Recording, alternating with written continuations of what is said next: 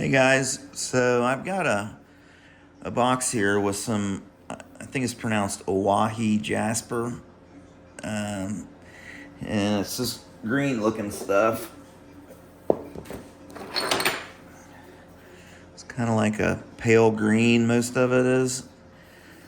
I think it's actually considered a picture jasper, but most of this doesn't have those patterns and colors in it. A few pieces do. But anywho, there's a couple pieces in here. I'm going to heat treat this stuff, and there's a couple in here that I need to take down a little bit, thin down, and just clean up and get them. I don't know if I'll biface them all the way, but get a look inside them anyways. That way I know how much it improved. But this stuff here I know is excellent. I've napped it before. It's exceptional. One of my favorites. And this stuff that Curtis sent me this last go around was, I mean, it was on another level. I've got two pieces of this stuff, and I'll go ahead and biface it out so I can heat treat it. Try to get some nice workable flakes and spalls off here too. And then the rest of it I saved to nap raw. But this is what he calls his peanut butter root beer, I believe.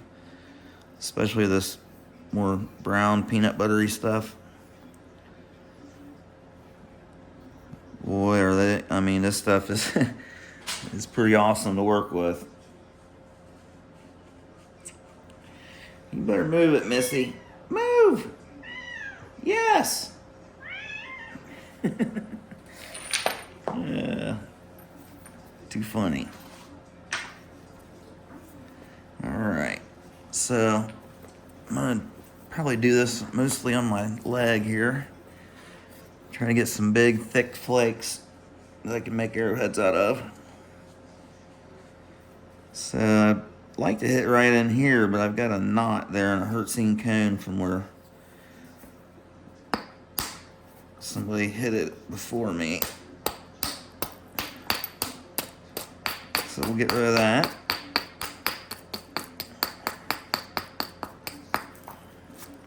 So now I've got a lot flatter surface here. It's actually even a little bit convex, but I'm going to hit it down here on this flat spot right in here. Try to get a big nice flake off the bottom here. Ow. There it went. You usually don't want to hit it more than once like that. And try not to hit yourself in the leg. But yeah, that's what I'm talking about. Perfect arrowhead flake right there. Awesome. So let's go ahead and clean that up a little bit where we took that flake. That was loose there, probably cracked where I hit it about 8 times. So I think what I'll do now is come over here and nip this corner off. That'll isolate this mass in here. And try to get another nice flake. Got some surface cracks going in, some seams. No biggie. Take a little one there. Another one. One there. Now this is isolating that a little bit more right there.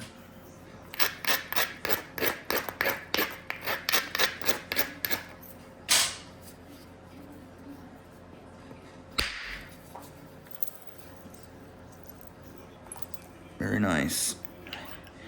So since we isolated that, I was able to hit up high and get that flake to go deep enough that it gave this spall enough thickness that it'll be really nice to work a flake or a point out of. If I wouldn't have isolated that, this flake would have been a lot wider and a lot thinner. So now this thing is I mean, you can whip a biface out of that in no time. Come back down this ridge, flatten it out, thin it from the end, and start in on it. Perfect.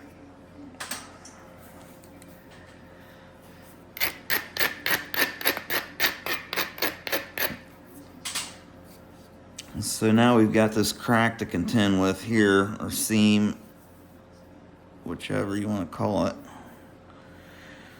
So I'm thinking that thing goes a ways. It kind of looks to be. But you never know, so see what we can do here.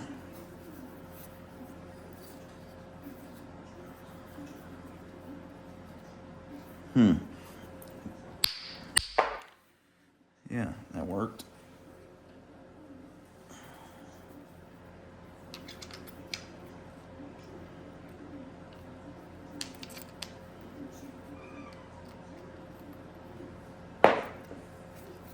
Come here, I just let you in.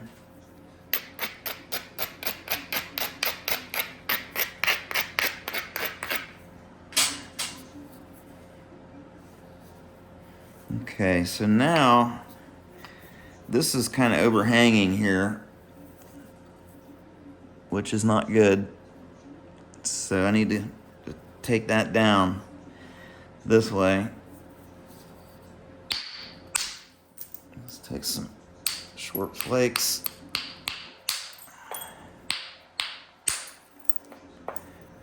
Just trying to level that off.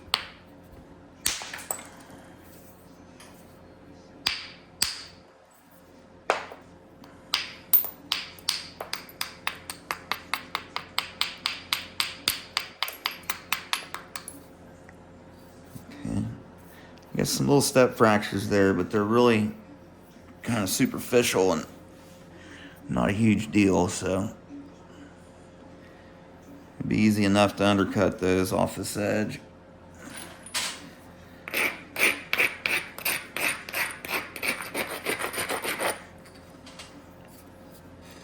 So I think what I'll do now is just try to get another round of flakes off here that are usable. I'll maybe start down here, try to remove some of this right here, and then maybe I'll work my way in, try to get one over here, and then that'll isolate an area.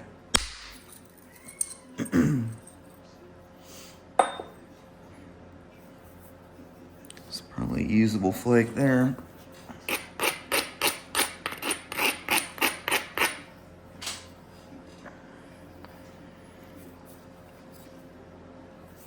Okay, now what I'm going to do is steepen that up a little bit.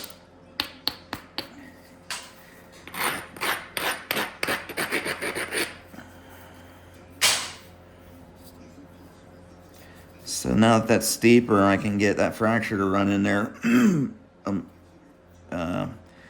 at a higher angle. Giving it surface support down here, and I'm giving it back edge pressure back here.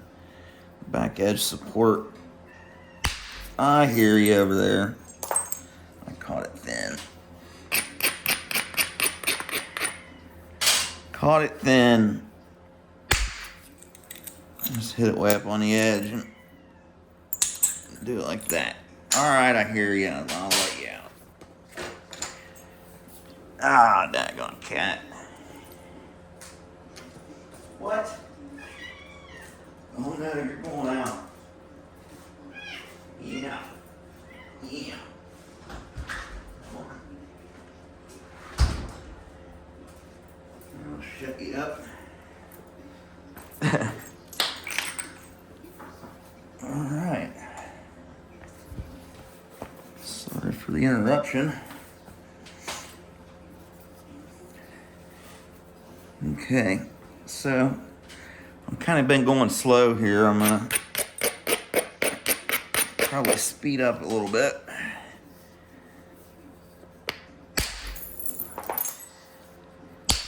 Let's go ahead and get rid of that and that. So, still got a flat surface there. Now, this looks like some excellent, excellent material right up against the Cortex on this side. So I'm almost into it. Pretty much there. I got a little bit of this lighter colored stuff. But for that, probably keep thinning this thing off this one edge if I can drive these flakes all the way across. There's no reason not to. The only thing that might be a smart thing to do is remove this Cortex and just to check and make sure there's no surface cracks, because that can ruin you if you work all the way back to a Cortex on the other side before you clean it. Sometimes it come back and bite you in the butt. So let me just take a peek over here on this side.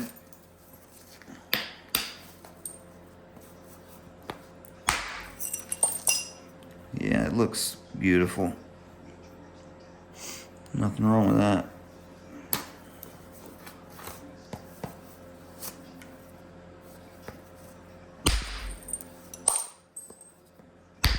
Ooh, that was too high. I put a crack in it too. Man. I had to go ahead and take it because I could see the crack in there. Oh, good. I hit that thing way too high. But it worked out.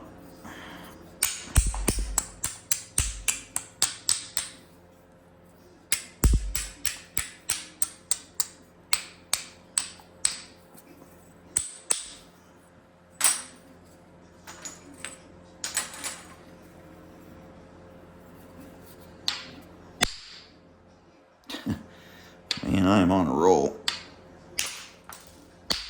Come on.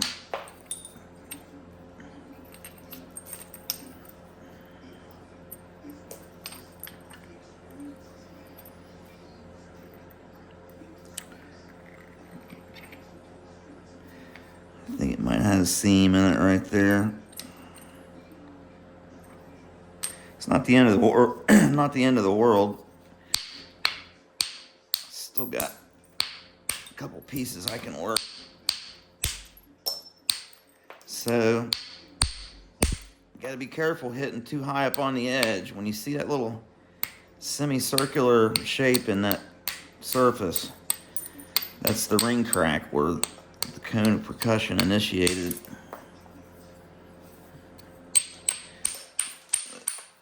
Not too upset over that.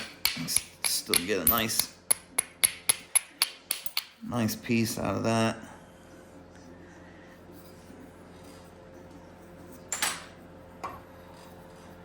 And this, see that crack still going right there?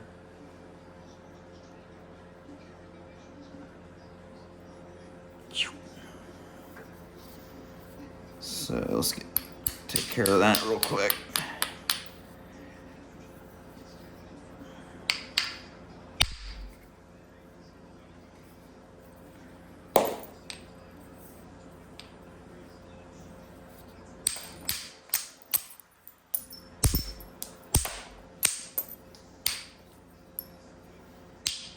There's really no need to heat treat this stuff. It flakes like a dream, but it really glosses up pretty nice.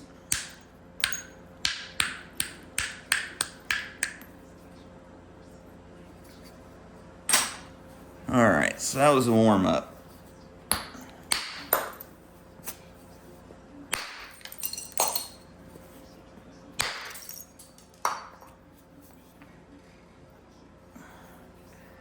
Man, oh man, is that pretty. Oh,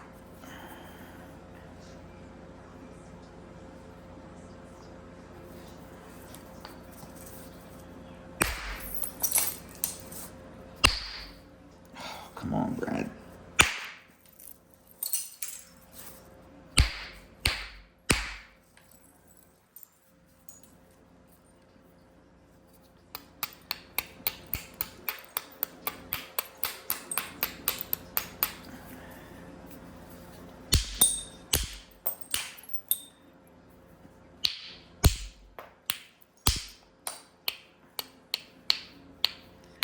So as you can see, you can do quite a bit of damage from hitting too high up on the edge.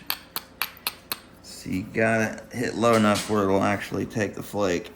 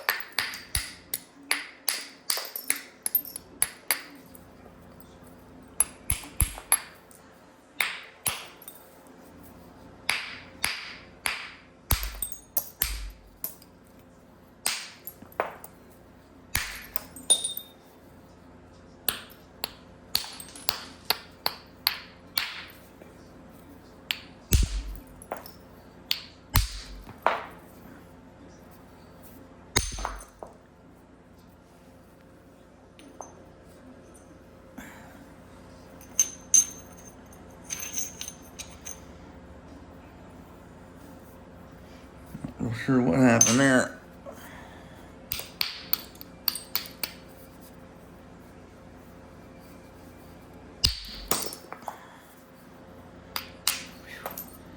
Goodness, that's a pretty piece of rock.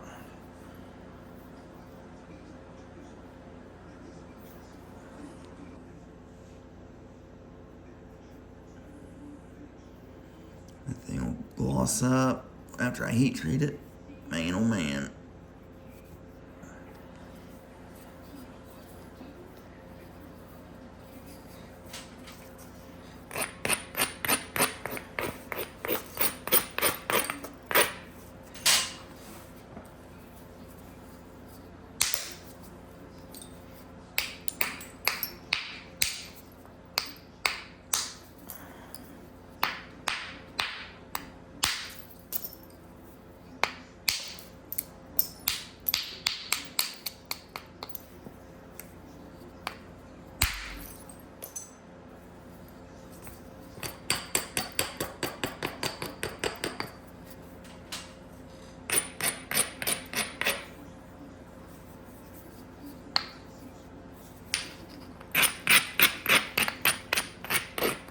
This stuff breaks super sharp. It'll cut you in a heartbeat.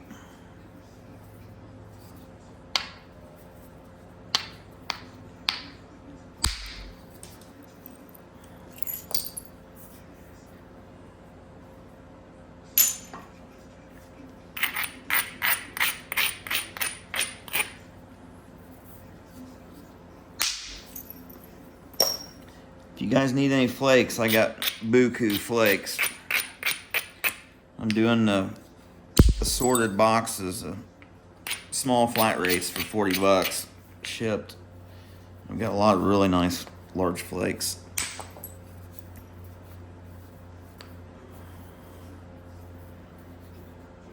So shoot me an email if you need any. bradsarrowheads@gmail.com.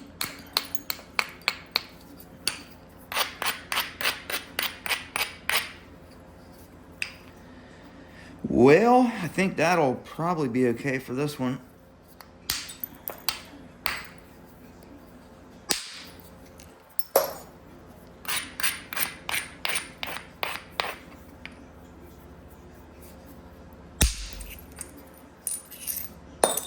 Love this stuff.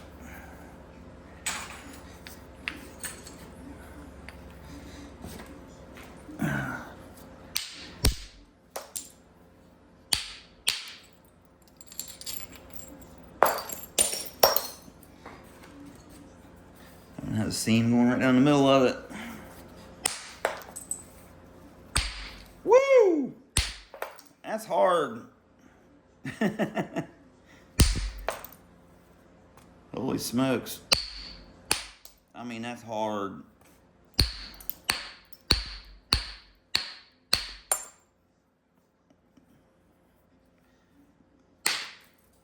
That one definitely needs some heat.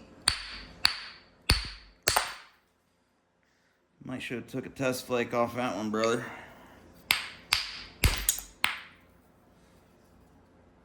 I don't think that one's any bueno. No bueno. Let's see what this one's like. I already know this is good. Let's see that. It's just so big and wide, I'm not sure what to do with it.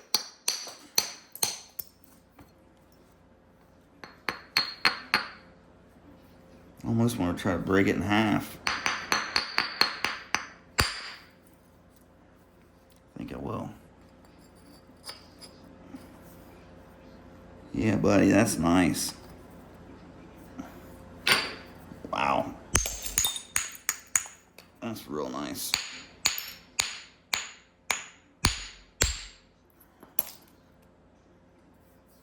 Very cool. This stuff will heat treat amazing, I bet.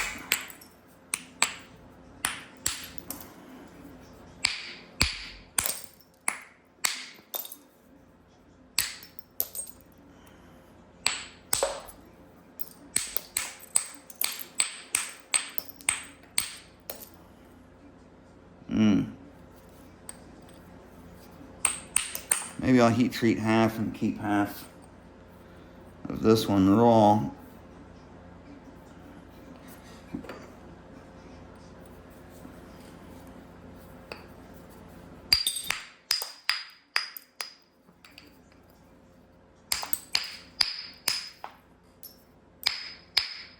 I bet this stuff will work good with antler and hammerstone.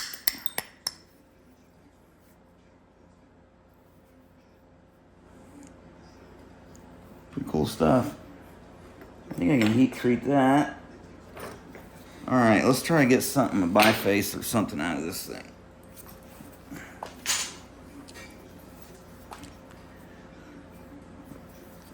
I'm going to call it Horse Creek Chert.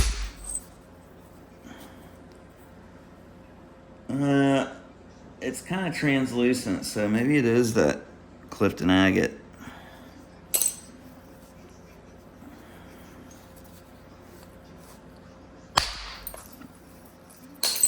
Pretty awesome stuff, whatever it is.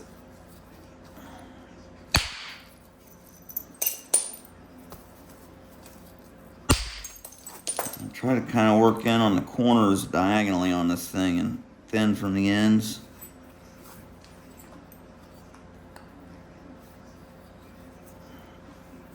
Maybe try to get a couple good spalls off of it.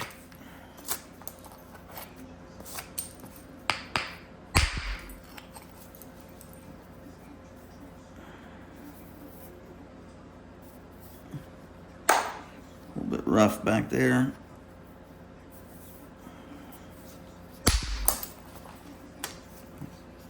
Probably go ahead and nip the end of there off. Pretty dry.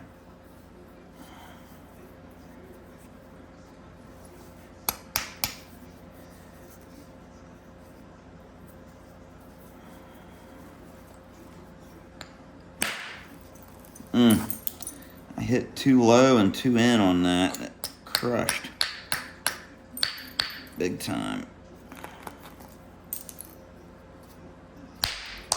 Well then. Okay.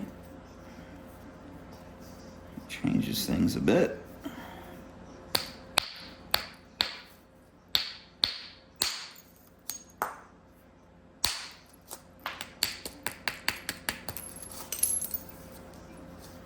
Uh-oh. I got it too steep. I did get it too steep.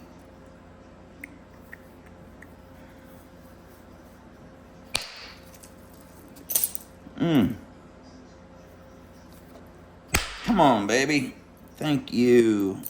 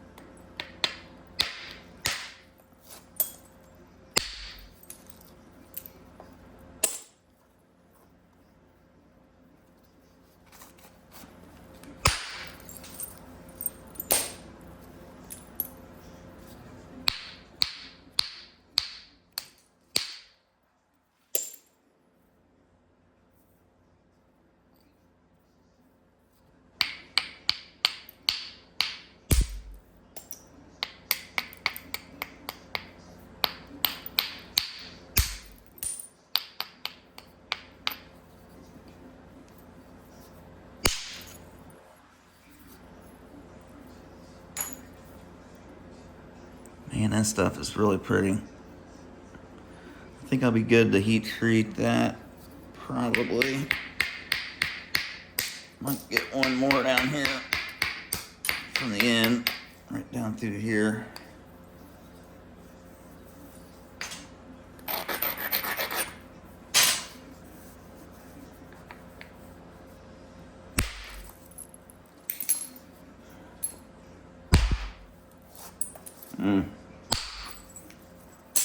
There we go.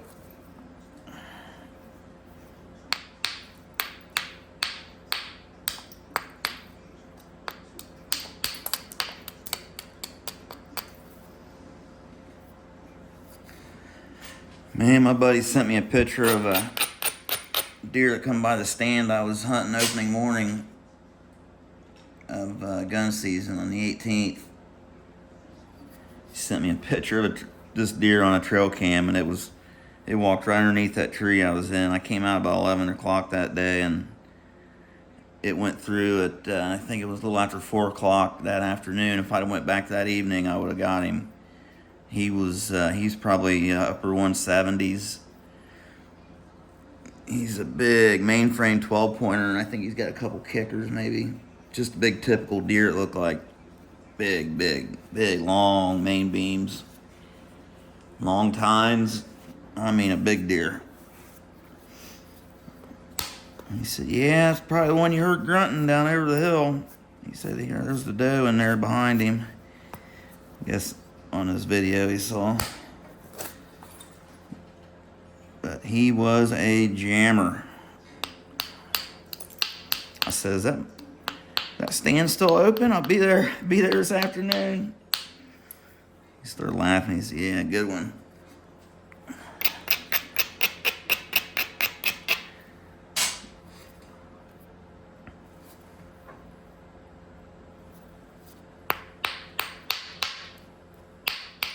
I don't want to slide in there and shoot his big deer anyways.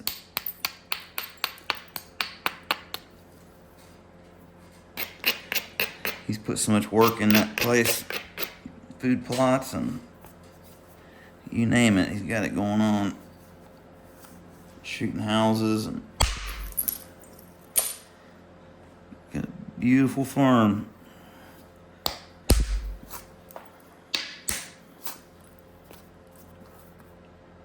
I think he's got over 200 acres now, maybe 3. Alrighty, guys. Well, I just wanted to do a quick little video, maybe do a little bifacing, and I'm gonna go ahead and load this turkey roaster up with this stuff, and I'll heat it and then let you guys know how it goes. I'll show you the results. We'll go through and test them. So we'll do this, we'll just call it bifacing for heat treat part 1 or something. And this is the Owyhee Jasper. I think it's spelled Owyhee,